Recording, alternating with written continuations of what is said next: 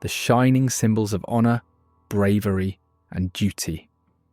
We often imagine them as flawless warriors clad in gleaming steel. But behind the polished armour and noble vows were men of flesh, superstition, and sweat, bound by strange customs and forgotten rituals. Today, we uncover 10 hidden truths about the knights of the medieval world that history rarely whispers about. To prevent the leather straps beneath their steel from cracking, they rubbed them with scented oils, often made from lavender, animal fat, or beeswax. It kept the armour supple, and the knight smelling faintly floral beneath all that iron. Before a boy could ever hold a sword, he had to master silence. Young pages serving noble households were often tested at banquets, ordered to serve in total silence, even when mocked or provoked.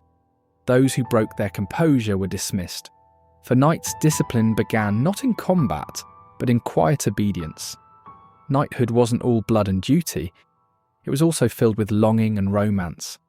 Many knights rode into battle wearing a lady's token, a handkerchief, ribbon, or embroidered sleeve. To some, these favours were sacred charms, to others bold confessions of forbidden love. Inside a knight's helmet, things got unpleasant. Padding was stuffed with moss, horsehair, or linen scraps, meant to cushion blows and absorb sweat. After long campaigns, these linings became breeding grounds for mould and lice. Some knights joked that the real battle was surviving their own stench. Despite their noble rank, many knights couldn't read the very oaths they swore. Their vows of loyalty and honour were often read aloud by priests, while the knight simply touched the parchment in silent agreement.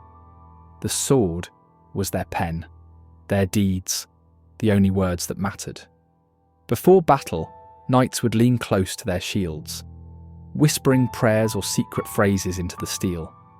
It was said that courage could be bound into the weapon, turning fear into strength. Some even carved prayers or coded symbols along the inside rim, invisible to all but God and the knight who carried it. Sharp sound effect, a quick slap echoing in a hall. Forget the elegant sword tap. In some regions, a new knight's final trial was a hard slap across the face from his lord. The meaning was symbolic.